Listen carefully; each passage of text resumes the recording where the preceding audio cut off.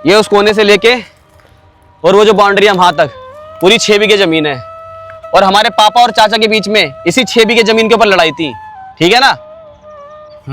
पता है वो तो, लेकिन अब क्या सोचा है आपने?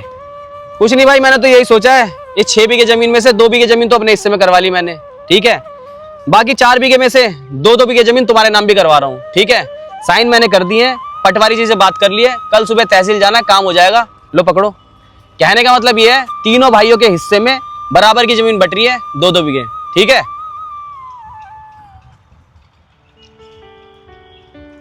लेकिन भैया इस जमीन के तो 2 हिस्सेदार है ना, ताऊ जी और पापा जी। इस हिसाब से हम दोनों भाइयों के हिस्से में 3 बीघे जमीन आनी चाहिए। तो आप हमें 1 बीघा जमीन फालतू की दे रहे हो, जबकि आपके अकेले के हिस्से में 3 बीघे जमीन आनी चाहिए। अकेले?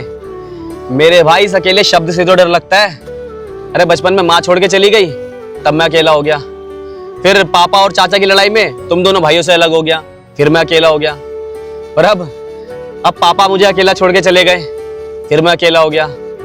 मैं बाकी की जिंदगी अकेला नहीं रहना चाहता मेरे भाई। तो ये जो लड़ाई की जड़ है ना, इस जड़ को ही खत्म कर देना चाहता हूँ। 1 बीघा जमीन फालतू ले लो, लेकिन मेरे भाई मैं बस इतना चाहता हूँ, तीनों भाई आपस में मिल के रहें, बस।